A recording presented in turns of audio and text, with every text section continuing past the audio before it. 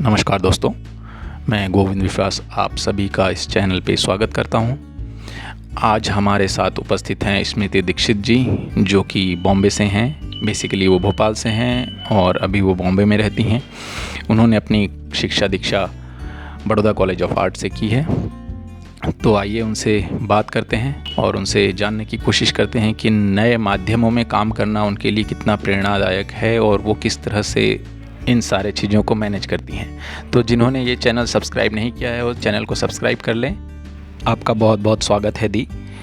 आपके काम में चाइल्डहुड मेमोरीज़ का कितना योगदान है, किस प्रकार वो आपके काम में दिखाई देते हैं, इस बारे में कुछ बताइए।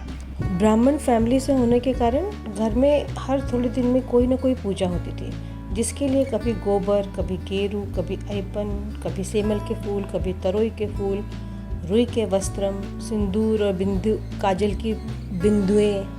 हर त्यौहार की अपनी एक कहानी होती है। उसे कहने के लिए विजुअल का सहारा लिया जाता है। यहाँ तक कि हर त्यौहार की अपनी रोशनी, गंध, स्वाद, रंग और आकृति होती है। मैं इनकी तरफ बचपन से ही बहुत आकर्षित थी। इन चीज़ों को देखना अपने पुरखों को देखने जैसा है। प्रकृति, ऋतु, खेत के संबंधों के बीच की समझ ही मेरी विचारधारा बनी और मेरे काम इस समझ को रूप देने की कोशिश है। यहाँ मैंने अपने रूपों को गढ़ने में खुद को देखने को समझा है और यही समझ मेरे चित्र और उसे देखने वालों के बीच पुल का काम करती है। बम्बई आने के बाद भी यह आश्चर्य भाव से देखना जारी था, बस वस्तुएं बदल गईं। प्राइस टैग जैसे माध्यम मेरे अपने इस शहर को देखने का तरीका है। जी, आपके काम में जो एक अलग तरह का प्रभाव है वो मेरे ख्याल से हमारे दर्शकों को बहुत मंत्रमुग्ध कर रहा होगा। और दूसरी बात ये कि एक कलाकार होने के नाते हम सभी को, चाहे वो नए स्टूडेंट्स हों या अपकमिंग आर्टिस्ट हों, एक कलाकार होने के नाते हमें किन किन बातों का ध्यान रखना चाहिए, वह रखना पड़ता है। बस हमेशा सतर्क रहना पड़ता है और अपनी दृष्टि का कचरा हर रोज साफ करना होता है। फिर कॉमन सेंस, जिसे हमारा एक दोस्त विजडम कहता है, का इस्तेमाल करना होता है। ये तो हुआ मजाक, मगर यह ऐसा है कि पहले आप रंग बनाओ, फिर चित्र बनाओ।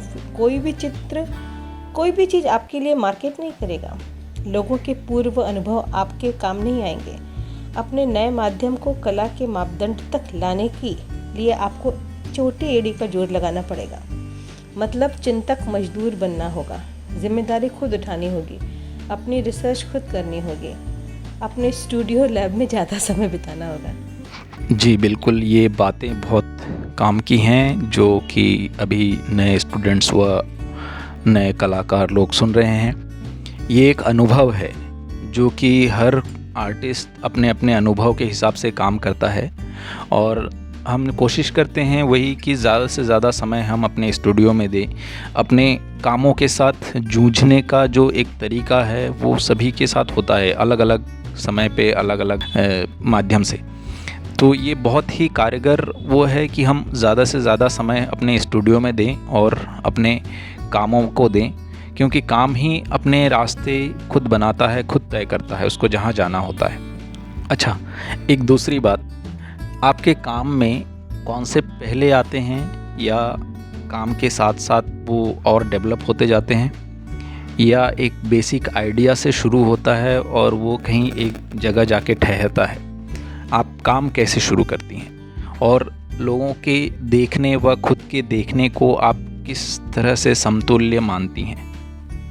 चीज़ों को देखना, लोगों के देखने को देखना, अपने देखने को भूल के बगैर किसी पूर्व स्मृति से प्रभावित हुए फिर से देखना और नई बातें कहना मेरा प्रोसेस है। कभी कॉन्सेप्ट पहले आता है और वो विजुअल पीछे पीछे चला आता है, कभी विजुअल पहले आता है, कॉन्सेप्ट पीछे पीछे आता है। कभी मेरा वक्त बगावत करता है और कभी मैं अपने वक्त के साथ बगावत करती हूँ।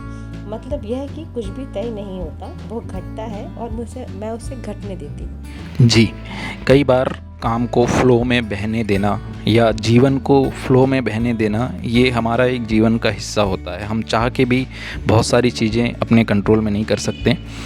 अच्छा, दूसरी एक विशेष बात, न्यू मीडिया में काम करना कितना जोखिमपूर्ण रहता है, या उसको किस प्रकार हैंडल करती हैं आप, किस तरह से आप उसको रेगुलर बेसिस पे अपने काम में लेती हैं?